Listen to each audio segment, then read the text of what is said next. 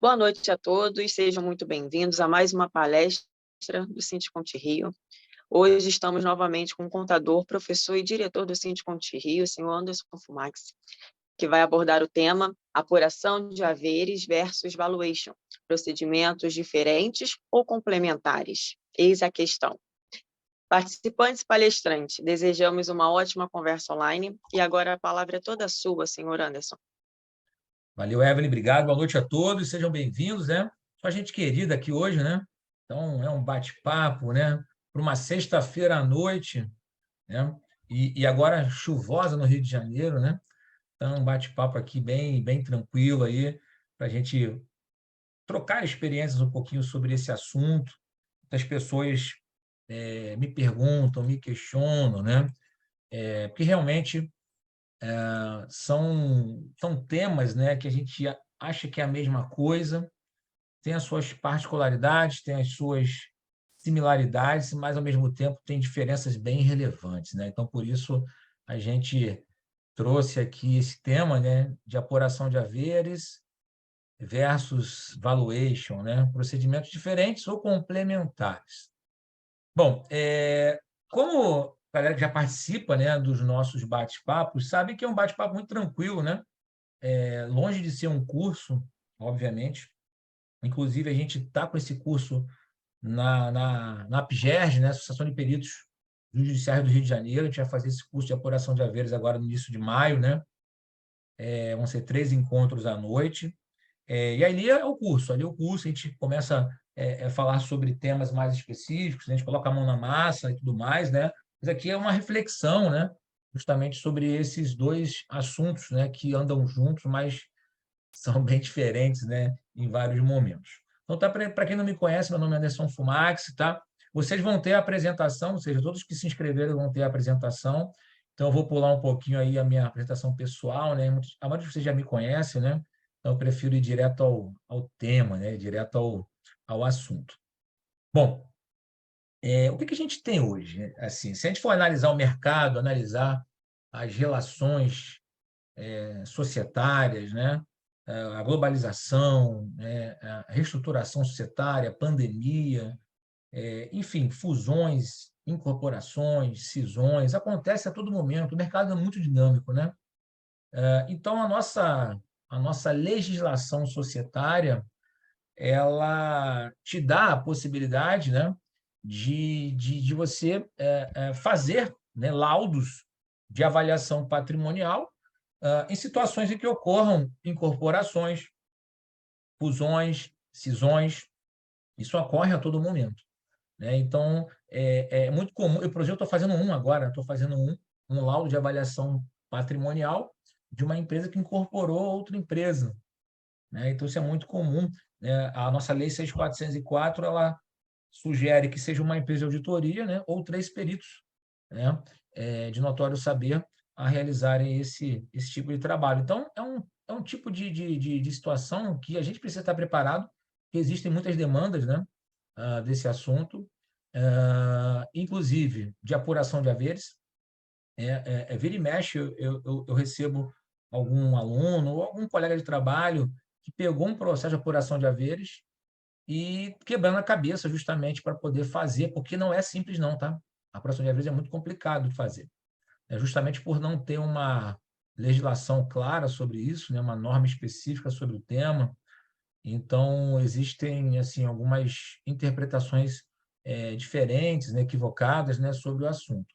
E a própria avaliação de empresas, né, que a gente chama de valuation, né, porque a avaliação de empresas a nível de transações comerciais, né, de compra e vendas, né, de compra ou venda de uma parte da empresa, um processo de privatização, um processo de abertura de capital, por exemplo, um processo de avaliação de intangíveis que eu não consigo captar pela contabilidade, né, que a gente sabe que os ativos intangíveis do CPC 04, esse CPC ele limita os ativos intangíveis a serem reconhecidos na contabilidade. Eu só posso reconhecer aquilo que eu tenho identificado separadamente. Então, por exemplo, eu não consigo, por exemplo, né, e para ser um ativo, precisa ter o controle. né? E se eu analisar uma empresa que tem um capital intelectual muito privilegiado, eu não posso reconhecer contabilmente esse capital intelectual, porque eu não tenho o controle das pessoas, né? Mas no processo de avaliação de empresas eu preciso, né, obviamente, colocar isso, né, na mesa de negociação, né? Então, ou seja, a gente cada vez mais precisa conhecer esse tema, né?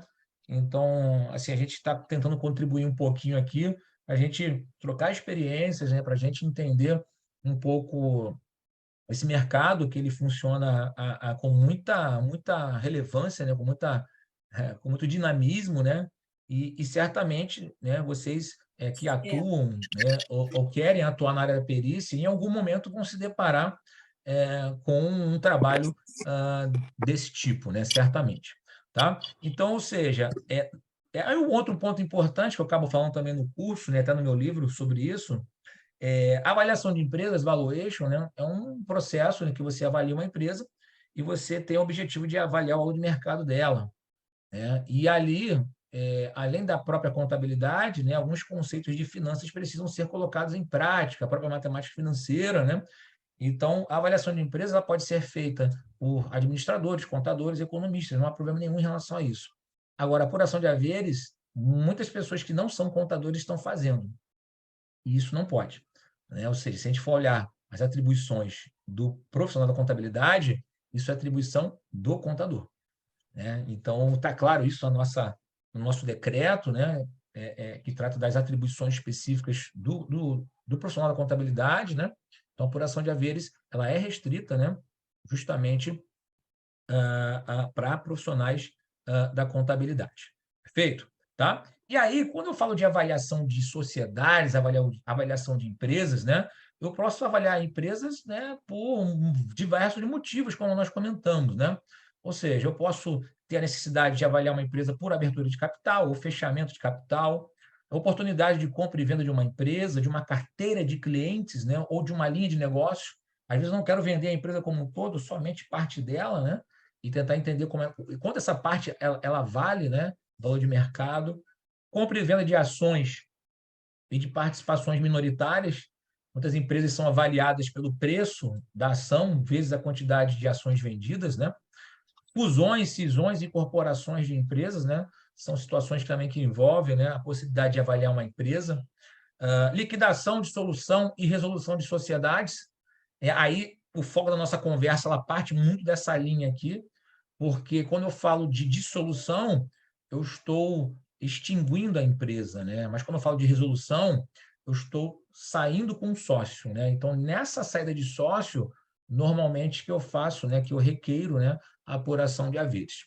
E a própria liquidação, que a gente tem uma norma específica para isso, né, das entidades em liquidação, que é a NBC 900, e trata de como eu mensuro o patrimônio de uma entidade que está sendo liquidada, normalmente pelo seu valor de realização, né? Partilha de herdeiros também, uma possibilidade de avaliação de sociedades, processos de privatização, né? Boa noite a todos, estão chegando, a professora Sônia também, prazer, professora, seja bem-vinda.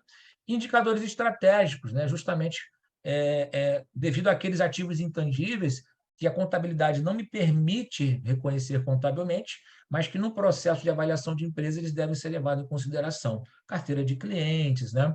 Ponto comercial, né? Enfim, outros itens, né? A própria marca, né? Não só a marca que eu registro, né? Mas a marca como um intangível que eu não consigo mensurar na contabilidade, mas o como a minha marca ela é importante para precificar, né? Para justamente ter esse valor de mercado, né? Então, são itens aí a serem observados. Bom, um outro ponto importante que eu sempre falo sobre isso, né? E as pessoas às vezes ficam um pouco desmotivadas quando eu falo, mas eu preciso ser realista. Toda vez que eu faço um laudo de avaliação de empresa para alguém, eu, no início do meu laudo, né, eu coloco lá as limitações do trabalho, né, e as responsabilidades do trabalho. Qualquer avaliação de empresas não está representando ali exatamente o valor de mercado de uma empresa. Eu não tenho a intenção de falar que aquele valor é o valor exato. Por quê? Porque, na verdade, todo o processo de avaliação de empresa, toda a metodologia de avaliação de empresa, ela tem algum viés. Ela tem algum viés, não tem jeito. O próprio fluxo de caixa descontado, que é a metodologia mais utilizada, mas ela é mais suscetível a erros. Embora eu utilize bastante, com até mais frequência, ela é muito suscetível a erros. A gente vai falar um pouquinho sobre ela aqui, porque são premissas que eu estou colocando ali e projeções que podem nunca vir a se realizar. Então, é muito importante entender que toda avaliação de empresas tem um viés, né? Ela tem um grau de subjetividade muito grande e vai depender muito, obviamente, de quem está fazendo, para qual parte eu estou fazendo, para quem quer vender ou para quem quer comprar. Para quem quer vender, eu normalmente tendo a ser mais otimista, né? E quem quer comprar tende a ser mais conservador. Então, esse gap que existe é justamente, né, onde acontece a negociação, né? Mas, claro, evidente que existem alguns métodos, né, que acabam sendo mais adequados tecnicamente, né, ou diante de alguma limitação de ausência de informação, né, mas ressaltando, né, que a maioria desses métodos que falamos para avaliar a empresa nem sempre se aplicam à apuração de haveres, ou quase nunca, na verdade, né? Por quê? A gente vai falar justamente sobre a apuração de haveres agora. Ou seja, a apuração de haveres, se a gente for parar para analisar de uma forma mais genérica, é um procedimento pelo qual a gente está avaliando, né, a parte do patrimônio da empresa que cabe ao sócio retirante, né? E aí um ponto importante, que é onde eu bato muito, as pessoas normalmente, né, quando vão constituir uma empresa, elas não se preocupam com alguns detalhes mínimos que precisam constar no contrato social. As pessoas só normalmente se preocupam em colocar o montante do capital social, que foi integralizado ou não, percentual de cada um, e mudar o endereço, o nome dos sócios, né? E, obviamente, a razão social da empresa e tudo mais. O restante é igualzinho, é copia-cola. Para quem tem o costume de ver contratos sociais, 80% dos contratos sociais são copia-colas, principalmente na parte que cabe a apuração de haveres. Isso nem sempre está explícito, quase nunca está explícito. Assim, na minha vida profissional, de mais de 200 contratos que eu já vi na minha vida, se eu vi, sei lá, 5, né, que tinham informações mais detalhadas sobre a saída de um sócio da empresa, né, com um nível de detalhes que seria o ideal, cara, é muito. Se eu ouvir 5 de 200, é muito isso. Tá? Então, ou seja, o ideal é que no contrato social eu tenha a informação correta, né, a informação coerente de como se dará a apuração de haveres. Porque o contrato é soberano. Se eu redigir um contrato e os sócios aceitam, cara, o contrato é o que vale. Só que, na maioria das vezes, o contrato ele não tem essa informação. Ele só menciona o balanço especial. Mas isso não quer dizer absolutamente nada também, né? Eu vou até falar um pouquinho sobre isso aqui daqui a pouco. O que é balanço especial, né? Mas eu vou levantar com base em quê? Em qual metodologia, né? Então, ou seja, nesse ponto, né, se faz necessário observar o artigo 1031 do Código Civil, e está lá, que na ausência, né, de informações de contrato social, eu preciso realizar, né, um balanço especial. Só que também o Código Civil não é claro em relação à metodologia utilizada para levantar esse balanço especial. Então, veio justamente o artigo 606 do Código de Processo Civil, né, o Código novo Código, aí vai fazer 8 anos esse ano, né? Ele fala o seguinte, olha só, se no contrato social não tiver nada sobre a metodologia de apuração de haveres, o critério de apuração de haveres vai ser o valor patrimonial, apurado em balanço de determinação, né? Tomando-se como por referência a data da resolução e avaliando-se bens e direitos do ativo, tangíveis e intangíveis, a preço de saída, além do passivo também a ser apurado de igual forma. Então, meus amigos, vamos parar para pensar agora aqui. Caramba, não tem nada no contrato. Se não tiver nada no contrato, praticamente certo de ir para a justiça. Porque vamos pensar o seguinte, vamos imaginar que eu vou mexer com meus amigos que estão aqui hoje, né? Vamos imaginar que eu sou sócio do Valmir. Valmir é meu camarada aí, né? Pô, gente da maior qualidade profissional, assim, de excelência, né? Nós entramos numa sociedade e não colocamos cláusula nenhuma em relação à apuração de haveres. Beleza. E, ao sair, eu vou levantar meu balanço especial e vou colocar a metodologia que eu acho que é a correta. E se o Valmir entender que aquilo ali tá um valor maior do que ele imaginava, ele, não, eu entendi dessa forma aqui. Ele faz de uma forma, eu faço de outra. E aí, meu amigo, vai para a justiça. Vai para a justiça. Na maioria das vezes é assim que funciona. Então, indo para a justiça, o juiz obrigatoriamente precisa fixar, né, a apuração de haveres com base no artigo 606. Ele precisa dizer que a data da resolução, ou seja, a data base para a apuração dos haveres, e informar que o método a ser utilizado é o valor patrimonial apurado em balanço de determinação. Aí fica uma dica, tá? Tem juiz que acaba querendo dar uma de migué também. Não fala nada. Deixa para o perito essa responsabilidade. Assim, aí a minha visão é, não aceitem isso. Primeiro esperem o juiz determinar o que você vai fazer, porque senão você vai fazer um trabalho à toa. Né? Então, ou seja, para ir para a justiça, obrigatoriamente, valor patrimonial apurado em balanço de determinação. Porque o juiz está determinando a data da apuração de haveres e a metodologia. Por isso o nome de determinação está sendo determinado pelo juiz. Tá? Então, eu já cansei de ver casos que o juiz dá um migué lá, não informa nada, e eu falo assim para a galera, assim, ó, galera, ó, meu irmão, pede para o juiz se manifestar, meu irmão. E senão tu vai fazer um trabalho baseado em quê? E aí, meu amigo, aí alguém vai chiar, ou os dois vão chiar. Né? Então, ou seja, se já tem uma delimitação ali, já tem algo no Código Processual Civil, é isso. Tá? Esse é um primeiro ponto. E agora o ponto que é o mais complexo de todos, ao meu ver. Cara, avaliar ativos e passivos a preço de saída. E aí, meu amigo, como é que a gente faz isso? Porque, na verdade, ativos e passivos para fins de demonstrações contábeis são preços de entrada. Se a gente for parar para analisar, é preço de entrada. Estou comprando estoque hoje, estou registrando o custo histórico. E aí, vamos imaginar que esse estoque já está lá há 6 meses, 8 meses, né? 2 anos, não vendi. Eu vou avaliar o preço de saída dele, não pode ser mais do preço de entrada. Até pode vir a coincidir e estar mais ou menos no mesmo preço, mas, cara, a probabilidade de estar um preço diferente ela é gigantesca.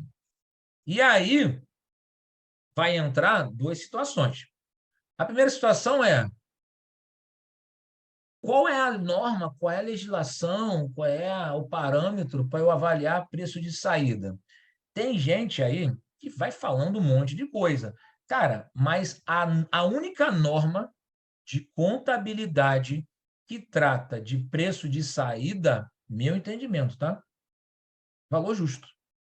NBCTG 46, que trata de valor justo. Ou seja, valor de mercado. Se eu não conseguir apurar o valor de mercado, porque quem se aprofunda nas FRS, por isso que eu falo, tem que conhecer contabilidade, meus amigos, não tem jeito. Quem se aprofundar na norma, na NBC 46, vai entender que lá eu tenho 3 formas de mensuração possíveis de valor justo. Eu tenho mercado, se eu tenho mercado ativo ali, né, eu tenho ativos idênticos. O mercado ativo é aquele preço ali. É o preço que todo mundo procurando, é o preço ali que está ali. Pronto, beleza. Pô, ok. Não tenho mercado ativo, ou não tenho ativo idêntico. Posso fazer similar? Posso fazer similar, mas aí você já faz um ajuste. Se eu não conseguir fazer esse ajuste, eu tenho a segunda análise, né? A segunda forma de mensuração, que é justamente pela receita gerada. Ou seja, se eu não consigo achar o preço, por exemplo, de uma máquina, né, o valor de mercado de uma máquina, por exemplo, por algum motivo específico, eu vou tentar entender qual é a capacidade daquela máquina de gerar caixa durante toda a sua vida e trazer valor presente. Pô, mas aí envolve um componente que é a taxa de desconto. Qual é a taxa de desconto? E repare que já envolve uma variável diferente. Já preciso conhecer de matemática financeira também. Né? E se eu não conseguir mensurar isso, eu tenho a possibilidade de entender essa mecânica como um custo de reposição. Ou seja, qual seria o custo de reposição daquele item? Ou seja, aí custo de reposição eu tenho alguns entendimentos para isso. Custo de reposição seria o custo que eu incorreria para comprar aquele estoque hoje. Se eu não tiver essa métrica, eu posso fazer uma atualização monetária, aí eu preciso agora entender qual seria o fator de referência, qual seria o índice, né, que eu utilizaria para chegar a esse custo atualizado monetariamente. Mas o que a gente tem hoje é NBCTG 46, meus amigos, não tem nada diferente disso. Então, assim, se alguém falar diferente, me digam que eu também quero saber, porque assim, não tem nada de preço de saída, preço de mercado que não seja NBC 46.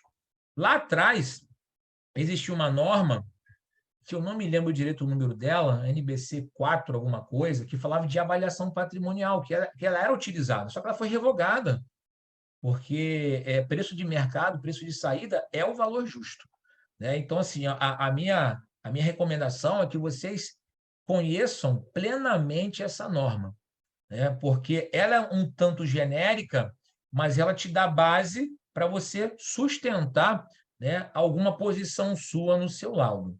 E o mais interessante da NBC-TZ 46 é que ela não fala quais são os itens, né, quais são os ativos e passivos que serão mensurados a valor justo. Isso que é o mais interessante. Quando você vai nas normas de forma aleatória, aí eu vejo, esse item aqui pode ser mensurado a valor justo. Por exemplo, propriedade para investimento, CPC 28, ou custo ou valor justo, né? O próprio imobilizado, ou custo ou valor recuperável. Valor recuperável é o quê? Ou é o valor em uso ou o valor justo líquido das despesas de venda.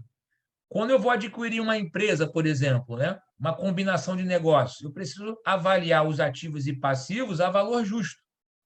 Alguns instrumentos financeiros são avaliados pelo valor justo. Então, ou seja, eu preciso analisar a norma e entender se ela, né, sugere aplicação ou não do valor justo. E aí sim, ir na NBC-TG 46 para entender, né, como é que eu posso mensurar aquilo. Então, esse é um ponto importante que eu queria deixar claro para vocês. Tá? Bom, então, ainda falando de apuração de haveres, quais são as principais hipóteses, né, de resolução de sociedades? Porque a resolução de sociedade, na verdade, tem relação com a saída de um sócio. A sociedade ela continua, mas algum sócio ele sai, seja por falecimento desse sócio, seja por expulsão desse sócio, isso é previsto na nossa legislação, se esse sócio estiver colocando a empresa em risco, né?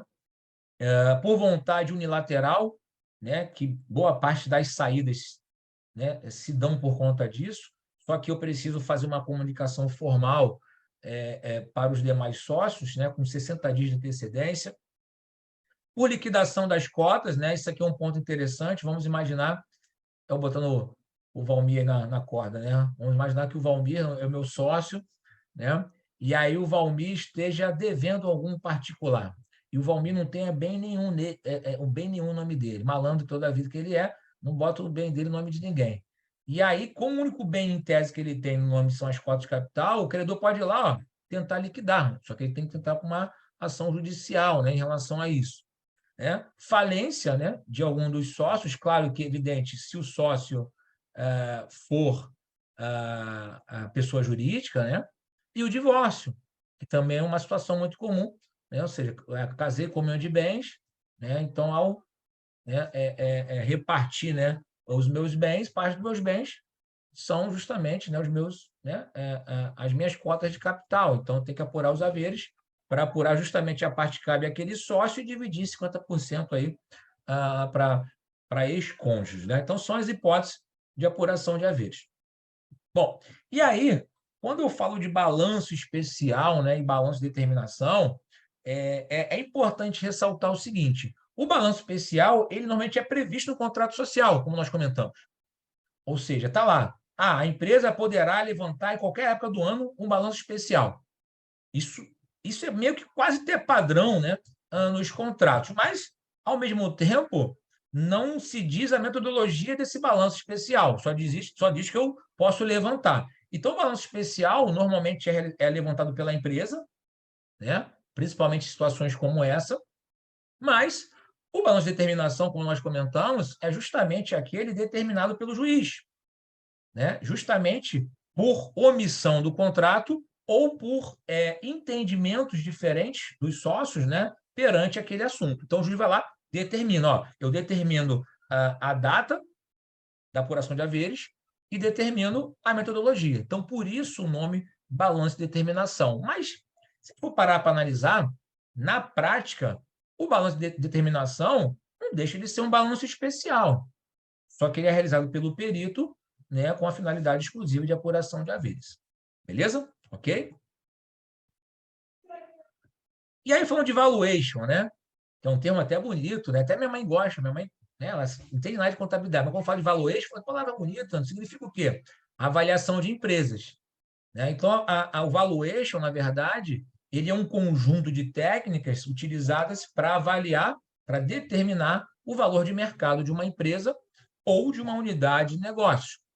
Então, a lógica do valuation, ou pelo menos o que se pretende com valuation, é utilizar metodologias que avaliam como o desempenho da empresa ao longo dos próximos anos vão modificar para mais ou para menos o seu valor. Então, por exemplo, o fluxo caixa descontado, que é o que a gente vai comentar aqui, é justamente isso. Se eu projeto que a empresa vai gerar caixa alto, o valor dela é alto. Se eu projeto que ela vai gerar caixa baixo, o valor dela diminui. Então, ou seja, a capacidade dela de gerar caixa vai, né, aumentar ou diminuir o seu valor de mercado, né? E aí, né, não vou esgotar o assunto aqui, obviamente, né, porque esse assunto aqui ele é interminável, na verdade, né, que a gente entra em várias discussões aqui. Então, assim, dentre as principais metodologias, né, de avaliação de empresas, a gente tem a avaliação patrimonial, a gente tem a avaliação pelo método, pelo valor da bolsa, obviamente, se for uma empresa de capital aberto, né? O método dos múltiplos, que analisa o valor de mercado de uma empresa por um fator de referência, e o método fluxo de caixa descontado, que é o último que a gente vai falar aqui. Bom, a avaliação patrimonial ele acaba se dividindo em três.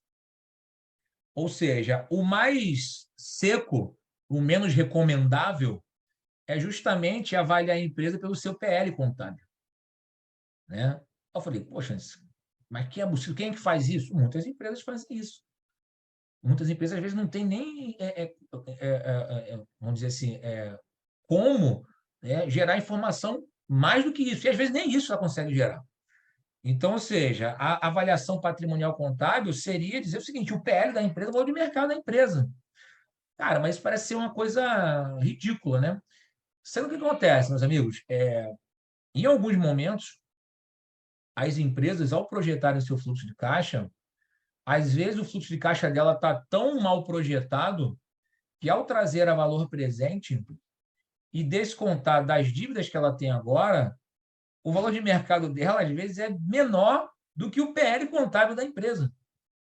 Por incrível que pareça, isso pode acontecer, né? Porque, na verdade, o valor de mercado de uma empresa, mesmo usando o fluxo de caixa descontado, ele considera os passivos financeiros que a empresa tem hoje.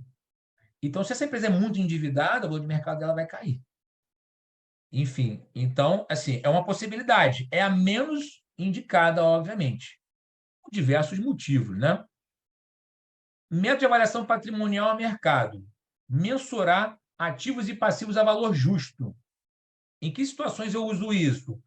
Para cálculo de goodwill, e eu vou falar sobre goodwill aqui, né? Ou seja, quando eu vou calcular o ágio, né, pago por uma expectativa de rentabilidade futura, eu preciso obrigatoriamente avaliar ativos e passivos a valor justo, e o que eu pago acima desse valor justo é o goodwill, e apuração de haveres em caso de omissão contratual, que acabamos de falar aqui.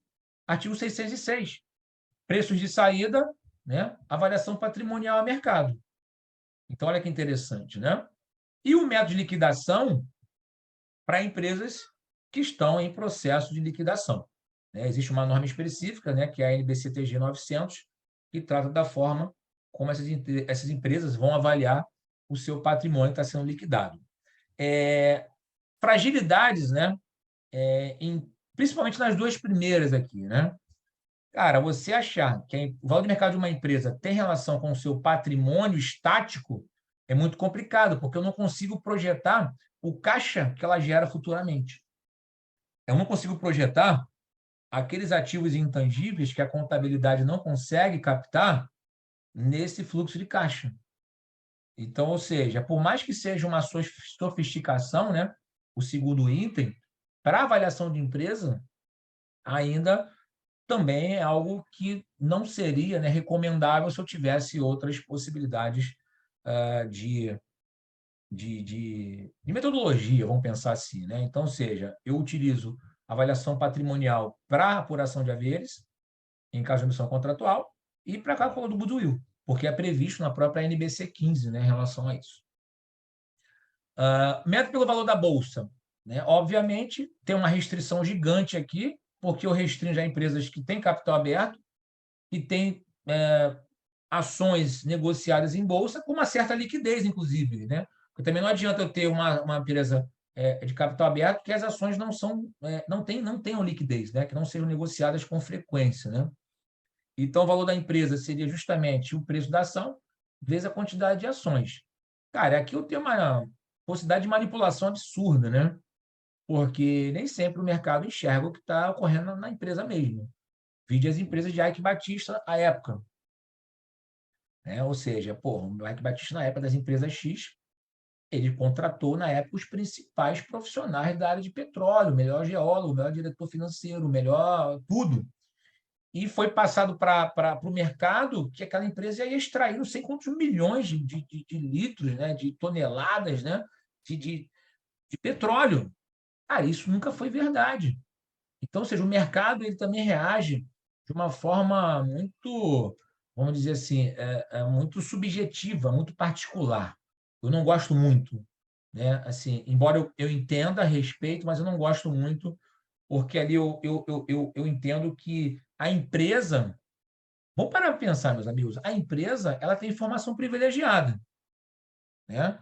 Então, ou seja, vamos pensar no caso do JBS, nosso amigo lá, Joesley Batista, que ele foi gravar o Temer lá. Pô, não sei se vocês vão lembrar. O que ele fez antes de colocar a gravação no ar? O que ele fez? Vocês lembram disso? O que ele fez na época? Não sei se vocês vão lembrar, né? O que o Joesley fez antes de jogar lá a Comprou conversa dele dólar. com o Temer no mercado? O quê? Comprou dólar. Desculpa, não entendi. Comprou dólares. Não só comprou dólar, né? Mas vendeu as ações que ele tinha, né? Vendeu Vendeu muitas as ações ações. que ele tinha. Por quê? Cara, ele sabia que as ações iam ser derrubadas. Então, assim, a empresa ela tem informação privilegiada. Então, ou seja, o que às vezes está ali não representa fielmente o que, de fato, aquela empresa está produzindo de informação. Tudo bem, sabe, tem relação com o investidor, tem RI, tem auditor. Ok, cara, mas o mercado ele nem sempre ele é verdadeiro, né? Enfim, então, é uma situação aí que a ser observada. Temos o método dos múltiplos, né, que uma empresa ela acaba sendo avaliada conforme os seus pares, né, conforme as empresas que estão no mesmo segmento ali, no mesmo mercado. Só que aí eu preciso escolher um múltiplo que seja utilizada por todas elas, né? Múltiplo de lucro, múltiplo de faturamento, né? Múltiplo de EBITDA, por exemplo. Só que, na verdade, o que acontece? Eu tomo como base empresas que já foram avaliadas anteriormente. Então, eu pego lá 3, 4, 5, 6 empresas do ramo de varejo, vejo por quanto elas foram avaliadas, divido lá ou pelo lucro, ou pelo faturamento, ou pelo EBITDA, chegou um múltiplo. E aí, eu que estou chegando agora, o meu múltiplo é esse aí mesmo. Cara, mas isso aí é complicado, porque aquelas empresas possivelmente já eram mais estruturadas que a sua, né? Tinham portes, né? Melhores, tinham negociações com fornecedores diferentes, tinha custo de capital diferente. Então, você considerar que aquele múltiplo serve para você é muito arriscado, mas isso é feito. Isso é feito em muitas situações. Então, por exemplo, vamos imaginar que eu tenha lá várias empresas que foram negociadas no mercado por exemplo, né? Segmento lá de varejo, por exemplo, e dividir, né, eu peguei essa média de valor de mercado e dividi pelo EBITDA dessas empresas. Cheguei lá um múltiplo de R$ 23,50. Desculpa, R$ 23 não, de R$ 23,50. Significa que o valor de mercado foi 23 vezes e meio maior que seu EBITDA, na média. Aí eu tenho o EBITDA de 3.200.000. Então, se eu pego os 3.200.000, vou multiplicar por 23,5 para achar o meu valor de mercado. Cara, mas às vezes essas empresas que eu estou comparando não tem nada a ver uma coisa com a outra. Às vezes é varejo que eu vendo sapato, a outra eu vendo perfume, por exemplo, ou eu vendo eletrodoméstico, mas é varejo. Enfim, então o método dos múltiplos ele tem essa fragilidade aqui, ao meu ver. Mas ele pode servir como uma comparação. Eu posso fazer um e comparar com o múltiplo. É uma possibilidade aqui. Bom, e o fluxo de caixa descontado, e sem dúvida é o mais utilizado, não estou falando que é o melhor, tá, por favor, mas é o mais utilizado, é porque, na verdade, no fluxo de caixa descontado, eu tenho ali diversas variáveis que eu imputo, né, nessa metodologia, que de fato influenciam no valor de mercado de uma empresa. Justamente eu tenho ali expectativas sobre a geração de caixa, né? Claro que eu tenho que trazer a valor presente, e é uma discussão também essa questão da taxa de desconto. Normalmente utiliza-se o custo de capital da empresa, né, para trazer valor presente. Ou seja, então, de que forma o desempenho futuro da empresa impacta no valor de mercado dela hoje? Porque a ideia é até interessante, se a gente for parar para analisar, né? Por exemplo, se eu quero comprar uma empresa, eu não compro a empresa pensando somente hoje, né? Somente na data de hoje. Eu compro a empresa pensando na capacidade dela também gerar caixa no futuro. Isso parece ser óbvio, né? Então, quanto maior essa capacidade de gerar caixa no futuro, maior seria o seu valor de mercado. Então, essa seria a lógica do fluxo de caixa. Perfeito? Tá? Só que algumas premissas, né, são importantes aqui a serem observadas, né?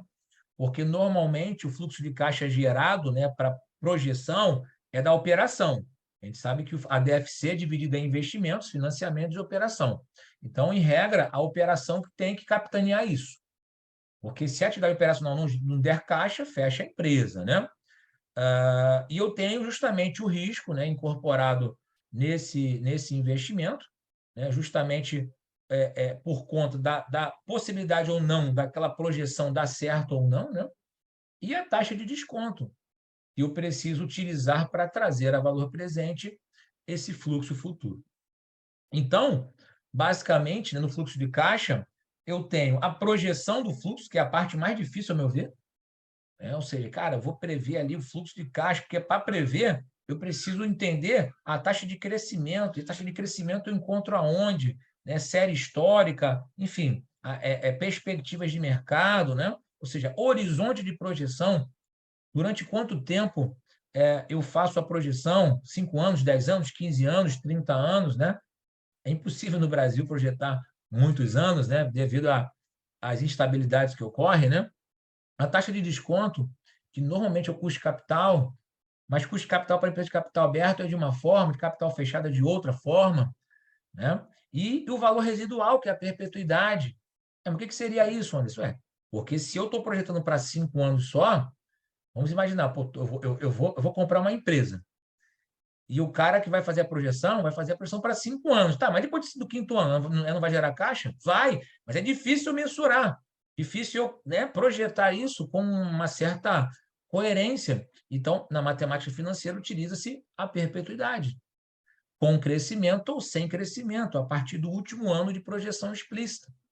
Né? Muitos questionam a perpetuidade, com razão, né? Porque muitas das vezes a perpetuidade ela representa tipo 70%, 60% do valor do mercado final, né? Porque a perpetuidade ela é uma coisa perpétua. Tudo bem, que ao trazer a valor presente, quanto mais para frente eu vou e trago valor presente, em algum momento vai ficar próximo a zero. Até chegar a zero, pô, vai andar um bocado ainda. Vai andar um bocado, né? Então, ou seja, os caras têm essas discussões, porque são variáveis importantes, mas que muitas das vezes são subjetivas, né?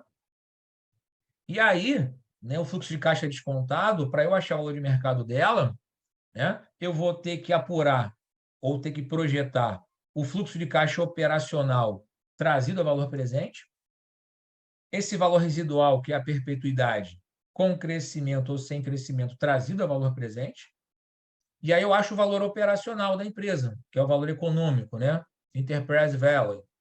Vou somar com as disponibilidades que ela tem hoje em caixa e vou diminuir dos passivos financeiros que ela tem hoje. Então, por isso que eu falei que quando a empresa tem muito passivo financeiro, às vezes, o valor de mercado dela ela se torna até menor do que o PL, às vezes. Tudo bem, isso não acontece sempre, mas em alguns momentos isso acaba acontecendo. Então, o fluxo de caixa descontado e tem essa carinha aqui mais ou menos. Ó. Então, por exemplo, eu tenho aqui um fluxo de caixa projetado, né, de 5 anos, uma taxa de desconto aqui de 15,35, né? E aí é o fator de desconto, né? Que ou eu trago valor presente com essa taxa ou multiplico, né? Pelo fator de desconto. Somei aqui os 5 valores presentes, cheguei ao fluxo de caixa explícito e a perpetuidade foi a partir desse último ano aqui, com um crescimento de 5,86. Então, o valor presente dessa perpetuidade é 46 milhões. Então, repare aí que dos 67 milhões de valor empresarial, 46 é só perpetuidade. Então, aqui, por exemplo, é um ponto que o profissional tem que ter maior cuidado, principalmente naquela taxa de crescimento. Tem gente que nem usa crescimento na perpetuidade, justamente porque ele acaba, né, aumentando o valor de mercado da empresa. Aí adicionei os ativos líquidos, que é justamente a diferença entre as disponibilidades e passivos financeiros, e aqui eu tenho justamente o valor de mercado. Né? E aí, pergunta que não quer calar, Anderson, posso usar fluxo de caixa na apuração de haveres? Cara, isso é uma pergunta que hoje em dia as pessoas estão até agora mais conscientes disso. Na prática, não pode. Né? Na teoria, pode. Ah, mas como assim na teoria pode? Se no contrato social tiver que a metodologia de apuração de haveres é o fluxo de caixa descontado, um abraço, meu amigo. Um abraço. Tem que fazer. Porque está no contrato.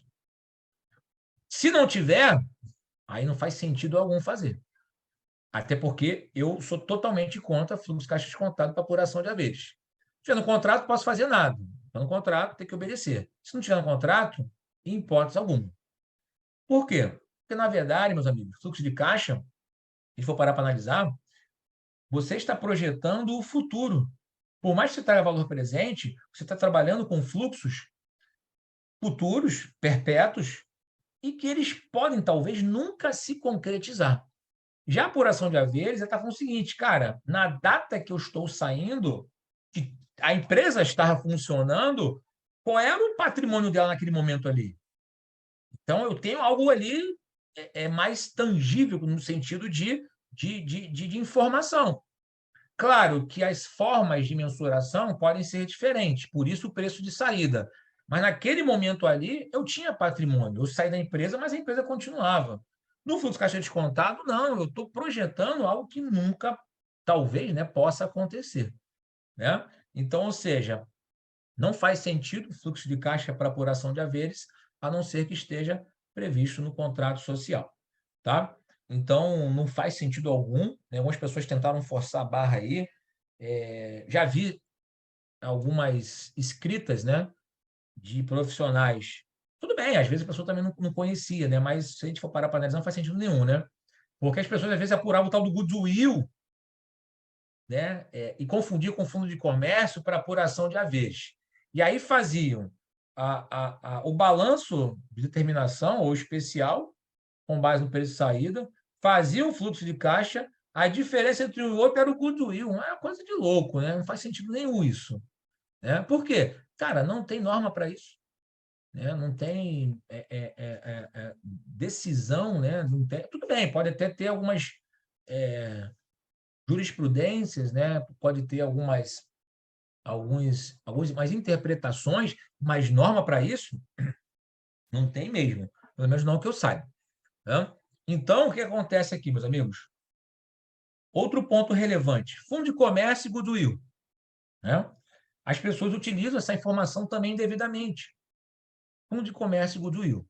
Né? Porque acontece? O que é o fundo de comércio? Cara, o fundo de comércio, na verdade, é a utilização conjunta de vários itens da empresa. itens corpóreos e incorpóreos. Carteira de cliente, ponto comercial, marca, né? Além das próprias máquinas, instalações, mercadorias. Ou seja, no fundo de comércio, sugere-se que o funcionamento, a utilização conjunta desses itens gera mais benefício econômico do que a utilização deles de forma individual. Mas como assim, Anderson? Cara, é só pensar o seguinte. Se eu tiver um capital intelectual muito grande, a capacidade da minha empresa gerar caixa, de gerar benefício econômico é muito maior, né? Do que uma empresa que não tem um capital intelectual muito grande. Então, seja, mas também não adianta esse capital intelectual grande, muito bom estar lá, se eu não tem equipamento para aquilo. Então, o fundo de comércio ele é a funcionalidade de todas essas variáveis em conjunta, de itens que são registrados na contabilidade e de itens que não são registrados pela contabilidade. E aí eu tenho um problema, né? O que acontece? O fundo de comércio, não vou dizer nem problema, né? O fundo de comércio, ele normalmente não é contabilizado pela empresa, porque eu não consigo fazer essa mensuração, obviamente, né? Dessa utilização conjunta de valores, a não ser que eu tenha uma combinação de negócios, né? E aí, esse fundo de comércio, esse goodwill, ele só surge justamente quando ocorre uma combinação de negócios, né? E a apuração de haveres, as pessoas, né, acabam falando assim, tem que apurar o goodwill, né, ou o fundo de comércio da apuração de haveres do sócio retirante. Respeito às opiniões, né, às interpretações, né, de vários profissionais da contabilidade, mas eu não concordo, porque goodwill está na norma, galera. Goodwill é um ágio. Goodwill é um ágio pago por expectativa de rentabilidade futura. Goodwill é isso. Tá? E fundo de comércio tem relação com a capacidade de geração de caixa ou benefício econômico pela utilização conjunta de diversos itens que a empresa tem. Isso só faz sentido se eu for avaliar uma empresa. Se eu for avaliar uma empresa, isso tem que estar dentro do contexto. Mas para apurar haveres, ao meu ver, não faz sentido. Por quê? Porque, na verdade, o cara que sai, né, ele não pode, vamos pensar assim, né, levar algo que a empresa ainda não gerou de caixa, né? Tudo bem, eu posso ter tido o fato gerador, ter um contas a receber, então esse contas a receber faz parte do ativo, ele vai levar. Mas algo que o fato gerador nem aconteceu, ele não pode levar.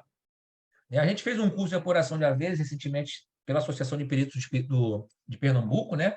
Pô, a turma de alto nível, muito legal mesmo a turma. A gente vai voltar a fazer agora na PIGERD do Rio, né? Agora no mês que vem, né? Quem tiver oportunidade, aí tá muito legal o curso.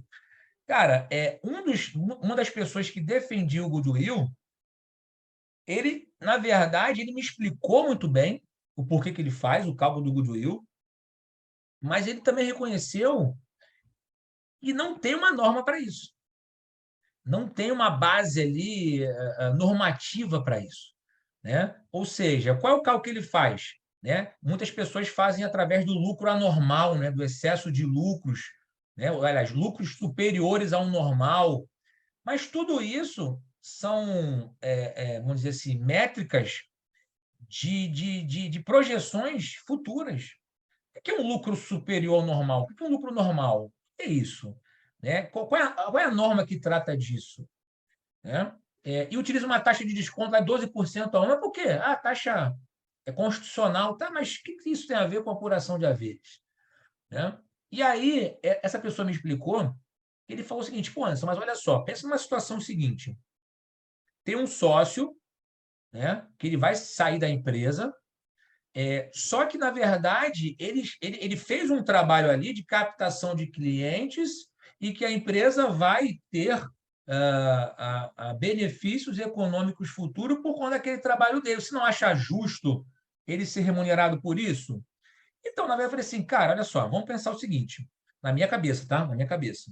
Né? Eu não sou juiz, nada disso. O cara está saindo da empresa. Se ele é tão importante assim, se ele é o cara que capta o recurso, cara, é melhor ele abrir outra empresa no nome dele e ele continuar com os clientes, né? Inclusive, a maioria das pessoas fazem isso, né? Se ele abre mão desses clientes em prol da empresa, ao meu ver, ele não pode ter direito a um recurso que ainda não aconteceu, meus amigos. Porque da mesma forma que pode acontecer, pode não acontecer. Aí eu até brinco, né?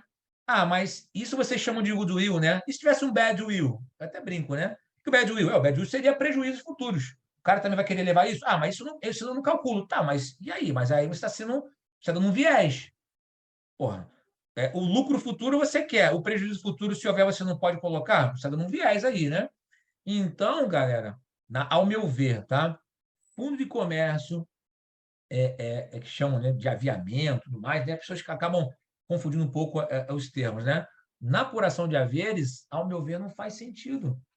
Não faz sentido, tá? Porque, na verdade, eu preciso ter algo concreto, né, reconhecido na contabilidade, que já gerou algum caixa, que já foi mensurado de alguma forma, para eu poder fazer essa a apuração de haveres com base nessas informações. Vai me dar trabalho da mesma forma, porque, por exemplo, imobilizado, às vezes eu tenho que chamar até um profissional, um engenheiro, para avaliar o valor de mercado daquele equipamento. Então, assim, dá trabalho de qualquer forma, mas são itens que eu consigo sustentar a premissa.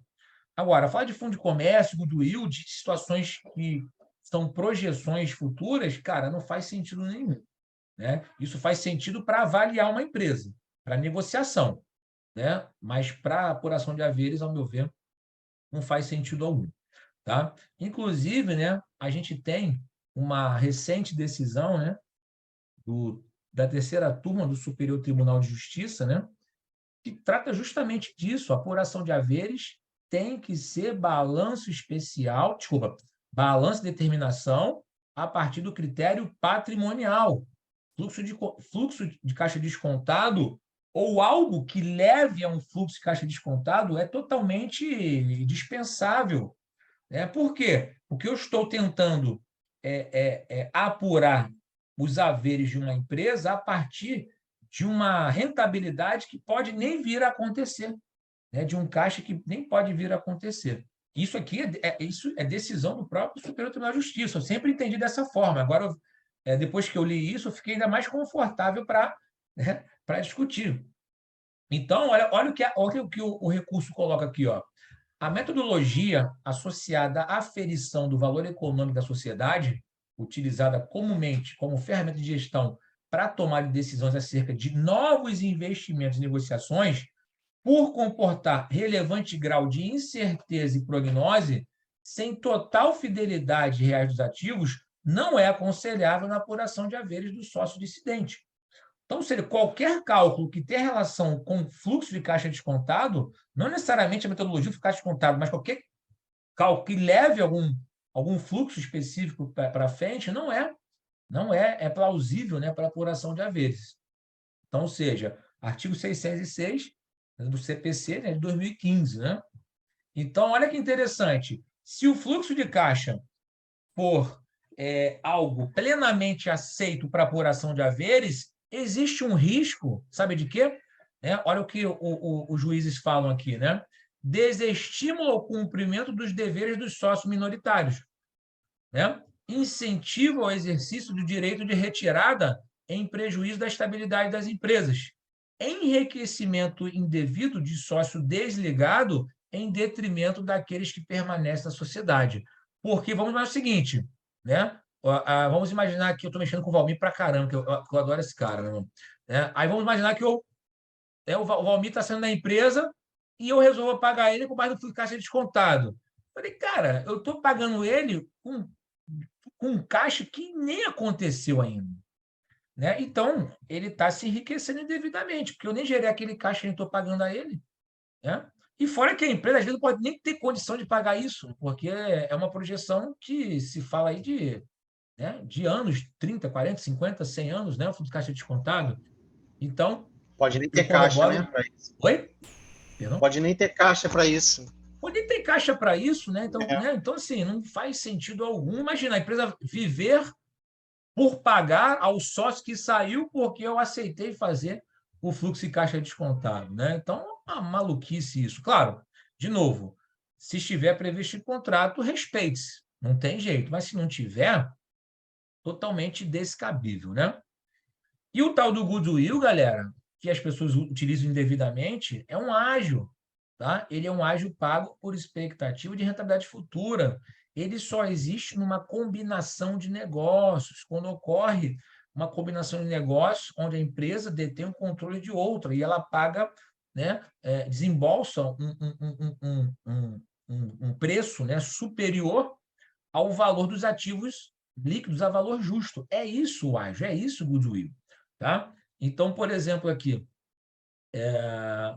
vamos dizer aqui, vamos imaginar que eu tenha desembolsado, né, 5 milhões de reais para deter o controle de uma empresa.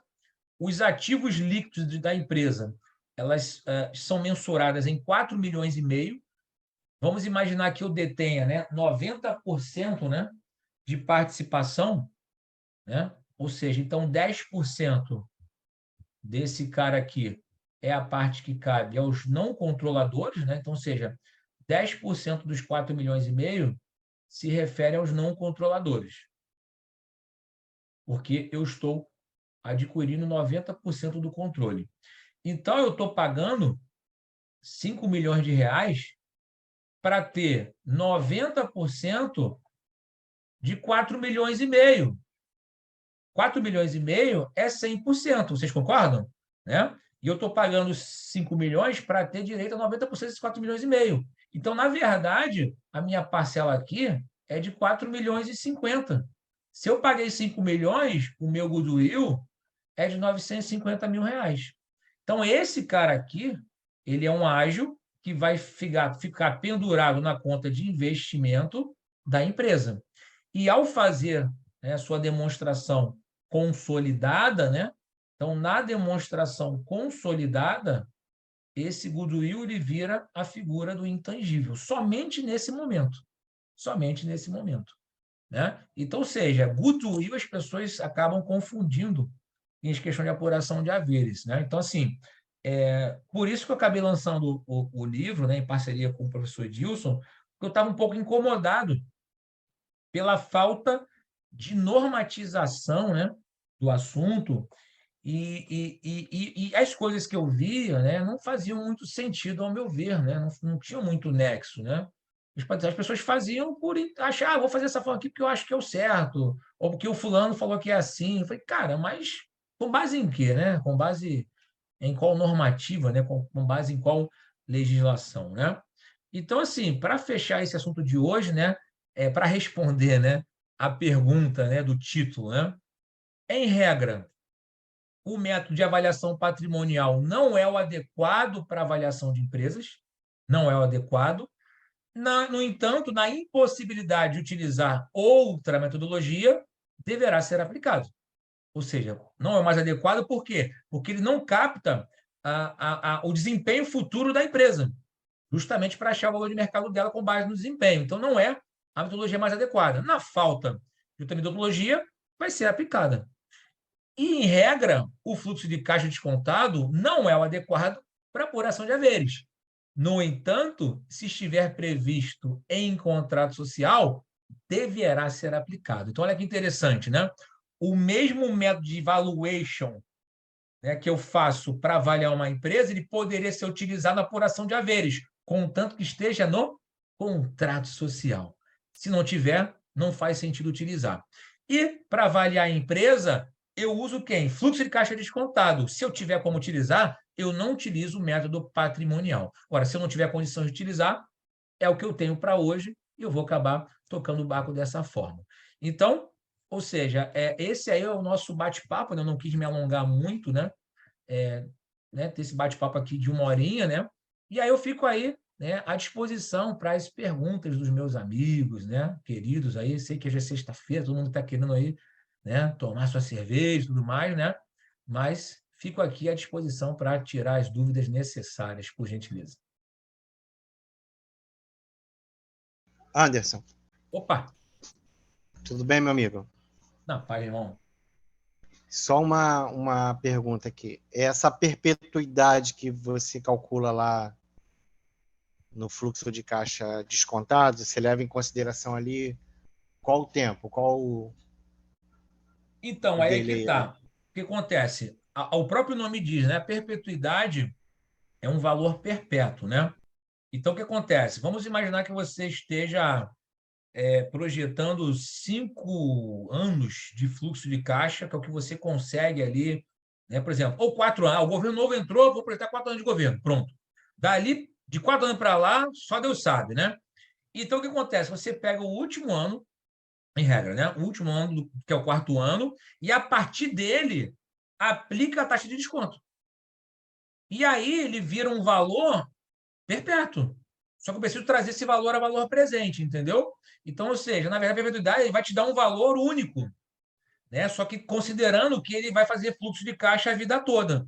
Ou o mesmo fluxo a vida toda, ou com crescimento. Se você imputar o crescimento, ele vai fazer o 4º ano mais crescimento, trazer valor presente. O 5º ano mais crescimento, valor presente. Então, ele vai fazer um fluxo perpétuo e aí você traz a valor presente, entendeu? Então, ele te dá um valor só, um valor único, né?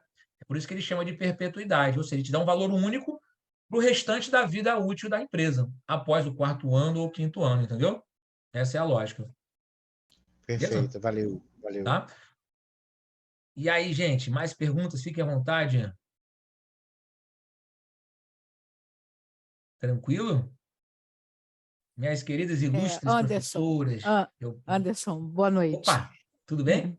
Tudo bom? Prazer falar com Tranquilo. você. Prazer meu. Então, na apuração de haveres, se eu tiver lá no contrato dizendo que eu posso, no caso da saída do sócio, eu faço apuração de haveres, o tradicional, pelo menos que eu tenho visto até agora, é com base realmente no patrimônio líquido da empresa. Então, aí é que tá, né? A gente tem, né, 2 informações importantes, né? Se eu sou o perito do juízo, eu vou esperar o juiz se manifestar, tá? Eu não vou dar esse mole aí de dar esse tiro no pé. Assim, o laudo vai tentar ser impugnado de qualquer forma, né?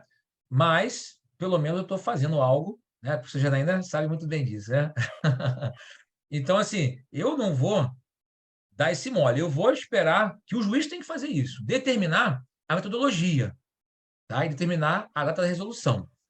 Aí, obviamente, ao determinar a metodologia e a data da resolução, eu vou cair dentro, vou fazer da maneira que eu entendo ser correto, e ele pode ser impugnado de qualquer forma, porque eu achei que o ativo poderia ser avaliado de uma outra forma e você avaliou de forma diferente, né? Mas eu não estou saindo do método, que é o método patrimonial a valor justo.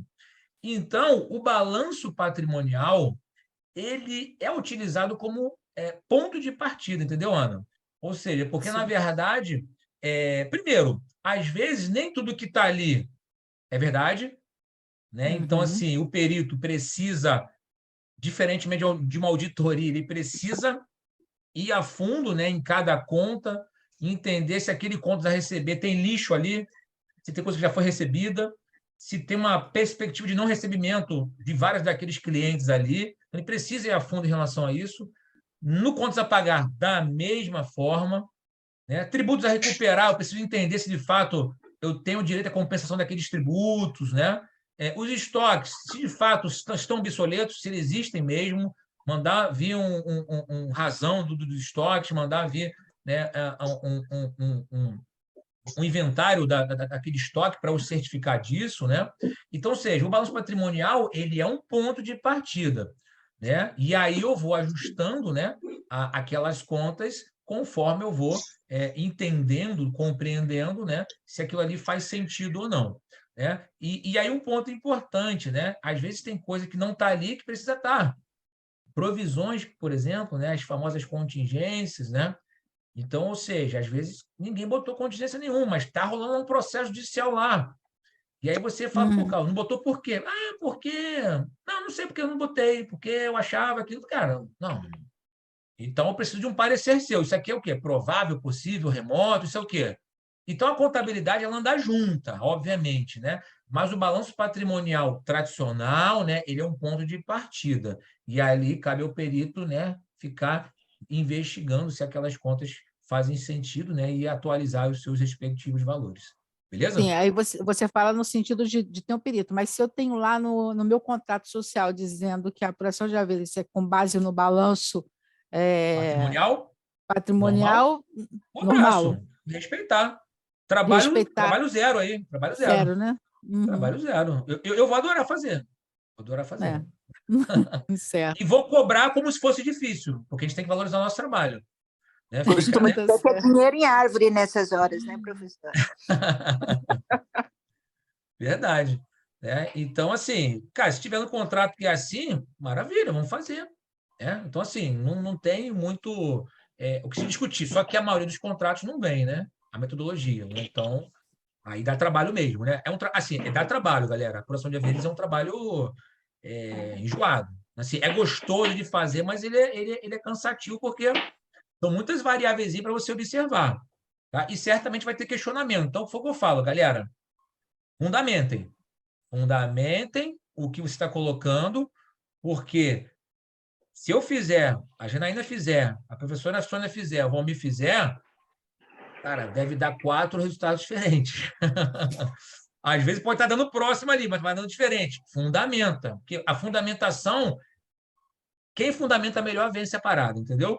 Então, assim, se você é o perito do juiz, o juiz tem plena confiança em você. Tem plena confiança em você. Então, se alguém chega rasgando, você fundamenta ali, em regra geral, o juiz vai te abraçar, meu irmão. Pô, o cara ele tá sabendo. Tá escrevendo. Agora, se você ratear, se você titubear, meu amigo, aí um abraço. Entendeu? Então, justifica, fundamenta, tem que fazer algum sentido. Claro, evidente que algumas métricas são mais subjetivas mesmo, né?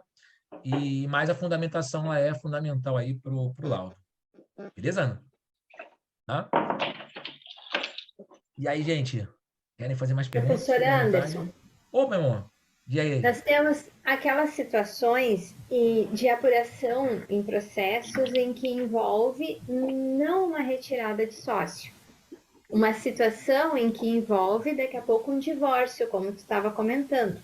E isso não está previsto em contrato social?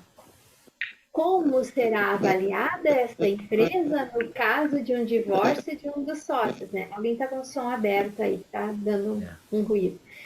Né? Isso não está previsto. Então, não raras vezes, claro que nós vamos, na posição de perito do juiz, vamos submeter ao juízo. Perfeito. Óbvio. Mas no caso do representante daquela parte, quais os argumentos nós vamos buscar para não seguir aquelas cláusulas que estão lá previstas no contrato para a retirada do sócio? Além, claro, a gente vai buscar argumentos do fluxo de caixa descontado, a perpetuidade da empresa, toda essa história. Mas temos essa questão que muitas vezes o perito, até por comodidade, né, como é que disse a colega Sônia ali, queridona, queremos dinheiro em árvore, né, óbvio, vamos partir para a avaliação pela situação patrimonial, porque o contrato está muito mal feito e está previsto isso. Mas esse previsto está para retirada ou falecimento de sócio. Perfeito, tua opinião e tua sugestão sobre isso. Muito legal, muito legal. Tuas pérolas. Muito bom. Então, aí, né, o que eu penso, né? Período do juiz, determina aí a data, né? A data da homologação aí do divórcio, ou da dia que a mulher saiu de casa, né? Enfim, vai determinar. Na empresa, né, uma saída possível seria justamente lá no Código Civil. O Código Civil estabelece, né, a possibilidade da apuração de haveres pelo divórcio. Não é tão rico em detalhes, né? Mas seria uma possibilidade você ir... Não lembro do artigo de cabeça agora, sinceramente falando, né? Mas tem um artigo do Código Civil que trata justamente dessa apuração de haveres na data do divórcio. Então, seria uma possibilidade, ao meu ver, né, de compreensão, de interpretação, né? E, obviamente, isso poderia ser questionado, porque, às vezes, entra a efetiva separação, né, e a data da homologação do divórcio, né, às vezes tem um período muito grande ali, né? E, dependendo da empresa, dá uma diferença gigantesca, né? Então, assim, eu iria, né, obviamente, tentar sustentar no Código Civil, né, e ser o mais conservador possível. Eu digo conservador no sentido de, olha só, claro, cada parte vai ver o que é melhor para ela, óbvio, né? Então, mas eu sendo representante da parte, a gente vai tentar achar o melhor para o nosso cliente, né? Então, ou seja, se a data da efetiva separação gerou, né, ou vai gerar uma melhor condição para o meu cliente, eu vou sustentar que essa é a data correta, né? Agora, se eu entender que a data da homologação, né, é a melhor, eu vou sustentar essa possibilidade. Só que aí, né, não tem jeito. Aí o juiz que vai determinar qual é a data a base para aquilo, né? Mas, cara, isso é muito comum acontecer, tá, Janaína? Já vi vários casos disso acontecendo. O contrato não é previsto, questão de divórcio, e aí a pessoa faz de qualquer maneira, só que aí, meu amigo, tá, com base em que você fez isso? Aí começa a porradaria, Então, o que eu mais vejo é justamente essa diferença de data, né? Entre a data da efetiva separação e a data justamente da homologação, né? Justamente do divórcio, né? E que, dependendo do processo, às vezes são de anos, cara. Em muitos casos, anos de se a gente diferença. levar em consideração que, tá, mesmo que a gente considerasse lá a data do divórcio, de lá para cá, aquela parte está devendo, vai ter sua atualização monetária, juros, etc. Mas se a gente comparar esse crescimento, essa atualização no valor, com o crescimento que a empresa teve de lá para cá, ou como tu disse, né, o badwill também vai ter uma situação que pode ter sido o contrário, né? Sim, sim. Lá naquela época valia alguma coisa e hoje não vale mais nada. Perfeito, Mas, perfeito. né, essa atualização de lá para cá, às vezes tem diferenças gritantes. Sim, tem sim. Obrigada. Tem Obrigada sim, pelas nada, suas que isso. considerações, Ótima pergunta. Professora Sônia, diga. Eu não vou abrir minha câmera porque eu estou usando hoje tudo que é bom do online, estou deitada, estou de camisola. Mas assim, eu vou discordar um pouquinho com a Verdinha, com a Janaína. Por quê? Porque é a saída de um sócio da empresa, apesar de ser o divórcio, mas o casal, vamos dizer assim, é dono da empresa, né? Casado conforme a separação de bens. Não é o caso. Pois é. Mas não é o caso. Nesse caso, não é sócio da empresa. Mas não é sócio da empresa, o sócio continua na empresa, só saiu a esposa ali da história, ou o marido da história, que nunca se meteu na empresa, só para fechar o parênteses. Mas independente de nunca ter se metido na empresa, quando você é sócio de alguém que é casado, automaticamente aquele alguém, se não for casado com separação total de bens, né, ele é teu sócio indiretamente, né? Apesar de não estar no papel como teu sócio, mas indiretamente ele é o sócio. E eu, como assistente técnica, cairia de pau se tirasse de outra maneira que não da retirada de um sócio, entende? É minha opinião. Não, tá, é isso aí mesmo, cara. Isso mesmo, cara, e essas brigas aí são ótimas, né? Essas brigas são ótimas. E quando a gente tem pessoas que brigam assim do outro lado, é que dá mais trabalho ainda. E esses trabalhos é que nós gostamos, né, Sônia? É verdade. Com certeza. Assim, no início a gente fica assim, meio assim, ó, pô, acaba logo isso aí, né? Pelo amor de Deus, né? Quero receber, mas quando você vê a coisa pronta, com toda a contestação, impugnação, cara, isso é lindo de ver. É lindo de ver. É assim, você leva para a vida, na verdade, né? Então, nesse caso aí desculpa, nesse caso aí do exemplo aí da esposa, seria de bom tom que no contrato, quando a gente menciona saída de sócio, mencionasse a questão da saída do cônjuge? Com certeza. Eu costumo dizer que um contrato bem feito diminui a quantidade de processos em 90%, se a gente for parar a pensar. Então, nesse caso, não é bom estar previsto para nós, não é bom. Não, eu sei disso. Não, para ela, mas é porque é uma situação agora até que preocupante, porque nós, quando preparamos o contrato, colocamos lá o estado civil do sócio e nós nos preocupamos com essa questão de uma possível separação. Sim, sim. Por isso que eu falo, os contratos eles são padronizados, né? Não tem essa preocupação do depois, da saída, de uma briga e tudo mais, né? Por exemplo, a própria expulsão do sócio, para acontecer, tem que estar previsto no contrato. Mesmo que ele venha causar danos para a empresa, tem que estar previsto no contrato. Né? Que se não tiver, não vai rolar. né? Então, assim, o contrato bem feito, ele elimina aí a maior parte dos processos. E aí, foi o que a professora Janaína falou, por um lado, é bom contratos serem mal feitos, né, por esse ponto de vista, né? Porque realmente existe essa máquina, né, que é o judiciário, que ela se alimenta disso.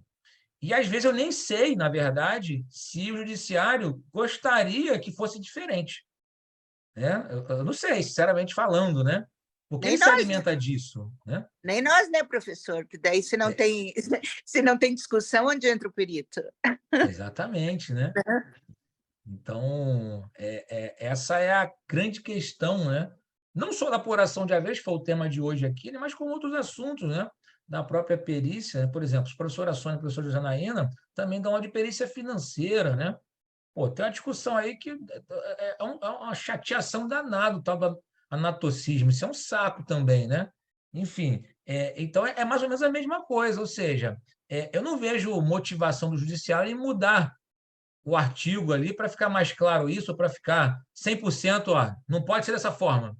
Porque senão no movimento judiciário, então assim, a máquina precisa ser movimentada, né? Então, a justiça ela trabalha dessa forma, né? Então, que bom para a gente, né? Que bom para a gente, que a gente precisa de profissionais capacitados cada vez mais. Tem muita coisa surgindo aí, penhora sobre faturamento, a recuperação judicial, a professora Sônia é fera nisso também, danos, lucros cessantes também.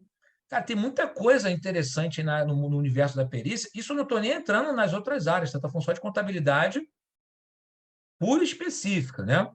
Estou nem falando de perícia trabalhista, que a professora Janaína é feraça também, e entre outros. Estou falando só de contabilidade aqui, ó, pior faturamento, né?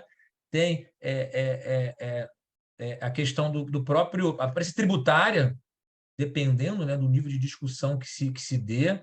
Cara, eu bato palma para os tributaristas, né? Porque, assim, cara, a nossa legislação é muito louca e a reforma tributária está em pauta ali, mas, sinceramente falando, será que é bom que fique muito simples? Acho que não, né? Eu acho que para a maioria das pessoas que estão lá em cima, acho que isso não é bom, porque a maioria desses caras tem empresas especializadas em recuperação de tributos, né? Enfim, então assim, a máquina ela gira dessa forma, né? Então tem muita coisa boa aí para nós, profissionais da contabilidade, né? Peritos, né? E outra coisa que eu sempre digo, né? A perícia judicial é o filé mignon em relação a status, né? Muito legal. Mas, cara, a extrajudicial, muitas das vezes, dá mais dinheiro, né? Dependendo, né? Da quantidade de clientes que você tem, da forma que você faz o seu marketing, né? Então, eu costumo falar o seguinte, não foca todas essas forças no judiciário, não. O judiciário é legal, vamos fazer lá, vamos cadastrar, mas tem vida fora também da perícia judicial, né? Tem a perícia arbitral também, né? Que poucas pessoas ainda fazem, né? Enfim, então tem bastante coisa, né? Muita coisa. A contabilidade ela é linda, né? Justamente por isso. Ela te dá essa possibilidade de você atuar em diversas frentes, né? Com várias possibilidades, né? Vários assuntos, né? Então, por isso que a gente resolveu bater esse papinho aí rápido com vocês hoje, tá? Enfim, tudo bem por hoje? Querem fazer mais alguma pergunta, alguma ponderação? Fiquem à vontade.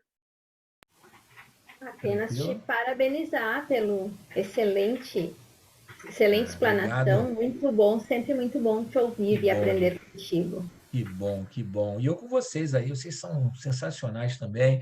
Meu amigo Valmir, ó, estou falando propaganda do Valmir há Valeu, muito tempão mestre. já. O Valmir também é um profissional do mais alto gabarito aí, também conhece muito de parte tributária, societária, fiscal.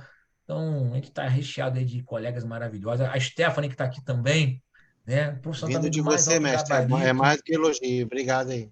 Nossa. Então, prazerzaço aí, gente, em revê-los, tá? Não vamos perder essa sequência, né? A gente está sempre se encontrando, mesmo que seja virtualmente, né? Então, vamos estar sempre juntos aí e fazer a nossa classe cada vez mais forte. Maravilha, gente? Obrigada, boa Beleza? noite.